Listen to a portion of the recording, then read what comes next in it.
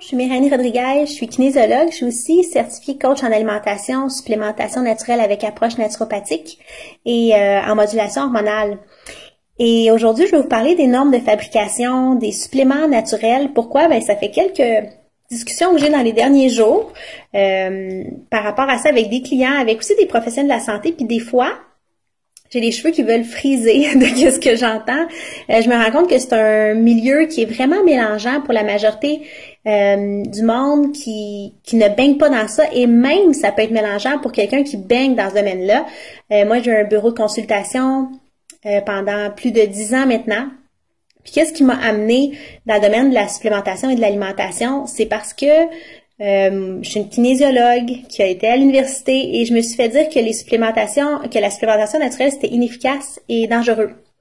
Et après mon bac, ben, j'ai travaillé très très fort pour me faire un temps plein et j'ai fait un burn-out.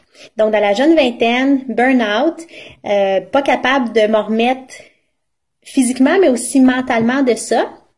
Je cherchais vraiment des solutions, puis j'avais à ce moment-là 2 choix. Donc, la supplémentation naturelle ou les antidépresseurs. Et j'ai choisi, moi, d'aller vers le milieu de la supplémentation. Je ne croyais pas à ça du tout. Par contre, j'aimais mieux, au pire, gaspiller quelques dollars dans la supplémentation que d'aller vers les antidépresseurs parce que je savais qu'est-ce que ça faisait, qu'est-ce que ça avait fait comme impact sur des gens de ma famille. Donc, je me suis dit, j'ai une génétique similaire, je vais pas prendre de chance. Et finalement, ben, hurrah! Ça a tellement transformé ma santé physique et mentale. J'avais plus d'énergie, plus de drive, plus de focus qu'avant l'épuisement.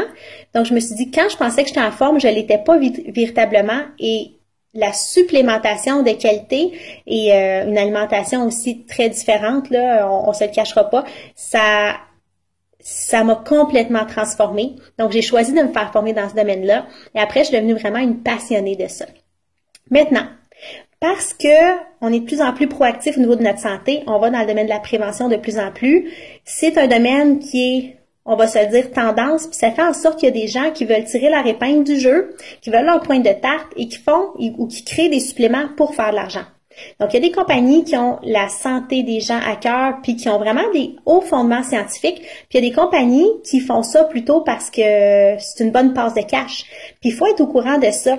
Puis, c'est pas parce qu'un professionnel de la santé vous dit d'aller vers une marque qu'elle est nécessairement bonne. Ça dépend de la vision de ce professionnel-là puis à quel, tu sais, c'est quoi ses valeurs. Donc, moi, je vais vous parler pas pour diaboliser qui que ce soit, je vous parlerai même pas de marque comme telle, je vais vous parler de normes pour que vous cherchiez par vous-même. Donc, je vous dis, ça donnerait rien que je vous dise vers quelle marque aller aujourd'hui. Je veux vraiment vous donner des outils pour que vous preniez les meilleures décisions pour vous, que vous soyez plus dépendant d'un professionnel qui dit que telle marque est moins bonne que l'autre puis qu'il n'y a aucun fondement derrière ces dires-là. Donc, tout d'abord, faut savoir que ce qui régit les normes de fabrication des suppléments ici, c'est les normes agroalimentaires. Et les normes agroalimentaires, là, c'est pas très strict. Donc, c'est pas parce que ça s'appelle supplément naturel que c'est bon et c'est pas parce que c'est homologué par Santé Canada que c'est sérieux non plus. OK? Les normes agroalimentaires laissent un pourcentage d'erreur légale entre ce qui est écrit sur l'étiquette et ce qui est dans le pot. C'est pas obligé de concorder. Et ça, c'est tout à fait légal. Donc, on a déjà une problématique ici. Donc, oui, vous voulez quand même que ce soit homologué par Santé Canada. Tu sais, c'est comme la base. Par contre, vous voulez regarder autre chose. Il y a différentes certifications qui vont déjà un peu plus loin. Pourquoi? Mais parce qu'ils sont focusés sur les athlètes. Donc, toutes les certifications pour le sport offrent déjà un meilleur gage de qualité parce que les athlètes veulent des résultats, parce que les athlètes aussi veulent pas tester positif avec des substances bannies. Donc, on a entre autres des NSF Sport, Informed Choice, fait qu'à regarder ces certifications-là, ça en principe c'est écrit sur votre pot. Si c'est pas écrit sur le pot, ben je vous invite fortement à aller voir sur les sites web des compagnies, puis chercher ou même d'aller voir sur les sites web des certifications, parce que des fois ce qui va arriver c'est que la compagnie dit qu'elle est certifiée, puis là, on cherche dans les certifications puis ils sont plus là parce qu'ils n'ont pas mis leur site à jour depuis qu'ils ont décidé de plus payer pour se faire tester.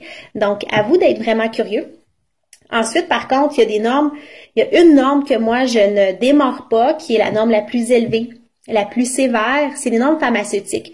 Et non, ça veut pas dire qu'on est dans le domaine des médicaments, ça veut dire qu'on est dans le domaine de la supplémentation avec des normes pharmaceutiques. Donc, il y a une chose qu'on peut pas enlever aux pharmaceutiques, c'est que c'est tellement précis. Ce qui est sur l'étiquette, c'est 100%, qu'est-ce qui est dans le pot, et il y a aucun pourcentage d'erreur qui est permis. Pour avoir des normes pharmaceutiques, il faut que la compagnie ait ses propres laboratoires. Donc, la majorité des compagnies créent un blend hypothétique. Ça veut dire la vitamine C, c'est bon pour X, Y, Z en telle quantité. Je vais mettre ça dans mon pot. Je vais mettre aussi telle autre sorte de vitamine dans mon pot. Puis on va espérer que le blend fasse qu'est-ce qu'on veut. Mais ça veut pas dire que c'est testé. Donc, la chance, quand la compagnie a ses propres laboratoires de recherche et développement, c'est qu'elle va tester le blend.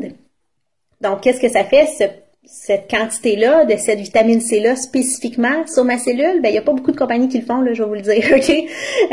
Mais vous voulez une compagnie, parce que ça existe, vous voulez une compagnie qui fait ça. Donc, ça, c'est la plus haute norme. Puis, je vous dis, allez chercher de façon curieuse. Vous mettez ça dans votre bouche pour améliorer votre santé. Vous voulez pas croire n'importe qui sous prétexte qu'il y a un titre X. Donc, allez vraiment voir les différentes certifications. Là, ça fait déjà plus que 5 minutes que je vous parle, donc je ne veux pas entrer trop dans les détails, mais si vous voulez aller encore plus loin que ça, je peux vous détailler des normes par écrit. Ça me fait vraiment plaisir pour que vous sachiez un petit peu comment vous protéger par rapport à cette industrie-là, parce qu'il y a tellement des belles choses qui se font puis que ça peut améliorer votre santé. Il y a aussi, par contre, tout l'inverse qui est sur le marché. Donc, à vos recherches, à vos sites web, puis je vous souhaite bonne santé.